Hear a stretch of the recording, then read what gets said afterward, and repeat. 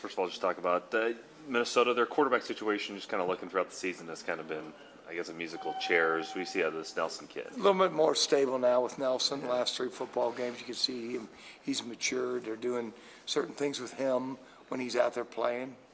Young player, but has been won football games for him. So, he's done some excellent things. Talk about the game plan against Marquise Gray. What have you been kind of working on? Well, again, you got to see where he's going to be. Is he going to stick himself out wide receiver? Can he play the quarterback position? Big young man, 250-pound wide receiver, 250-pound quarterback.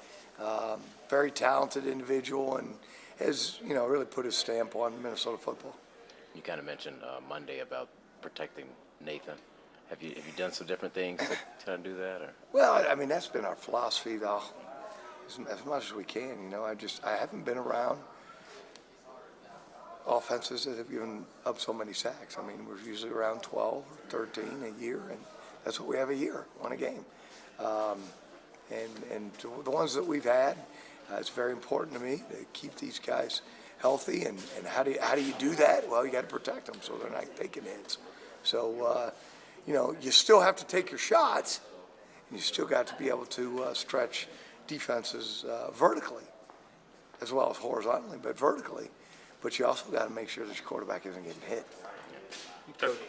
Talked a little bit about the fact that no bowl game this year, and college athletes might have a tendency to press a little bit when there's that must-win. Is the pressure off a little bit in that sense, in terms of, you just now the goal is really just. Well, every game's a bowl game for us now, and we're taking each one of these football games as being that type of atmosphere, and this is a great atmosphere this weekend with Dad's Day. People coming back that have been very important parts of your life. The veterans, doing things for the veterans, and the players understanding that this game is that we're playing this weekend is just not about them, but it's also about two very important people, or important parts of their lives. So, we talk to them about that. We talk to them the importance of winning your first Big Ten football game that you haven't won in quite some time. So, those are the things that we're really stressing and wanting our seniors to understand. We've also been showing each senior out at Rantoul gave a senior speech to the football team. It included a YouTube motivational speech on each one of the kids, what they thought was important in life.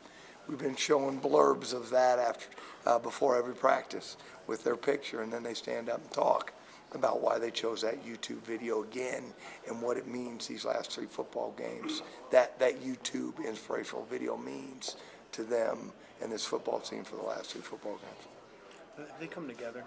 They come together the last couple of weeks just because all they have is know each other.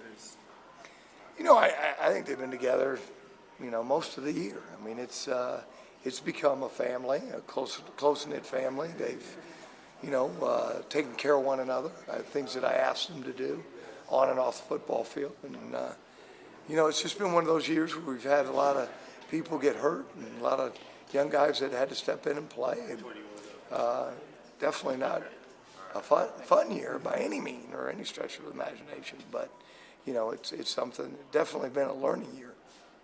Is there do they still do the same thing, Jerry's staff? I mean, they've been together forever. Do they still do a lot of the same things that they've done elsewhere, or do they change it up? A lot of the same thing.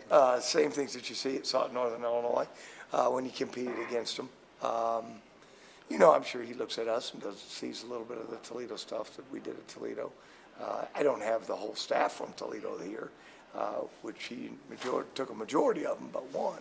So, probably a little bit more similarities at Minnesota, Northern Illinois. Is that a huge luxury for him to have that staff continuity? You don't see that. Oh, yeah. I mean, I think that is real good. There's no question about that. You mentioned that you were kind of proud of just how your team is kind of stuck together. Morale, you said, hasn't been an issue then.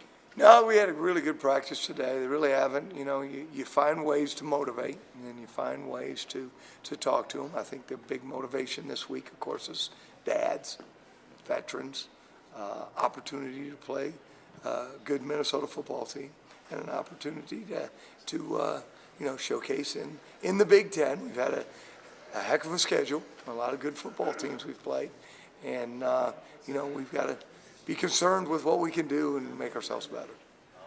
Sorry if this got asked while I was over there, but how do you feel like Bateson's fitting in practice today, and how do you feel at that position? Well, you throw in Becker's name and, Yeah. Grimes and Cooper. When you look out there as a college head football coach going to play the University of Minnesota and see two true freshmen starting at linebacker for you, I don't know if that's the case in many BCS schools, but it is here. And it was last week against Ohio State when Jonathan went down. So I think Houston is healthy and ready to play more snaps of football. So that'll definitely give us that luxury. So will you handle it by committee? I mean, could you see Cooper and Zeph? I mean, will those guys get some reps too? You Oh, think? yeah, we all have to play in this football game. And I've always been a big guy that plays guys, because the only way you're going to get better is by getting yourself in a football game and getting the experience of playing college football. So that makes the team better.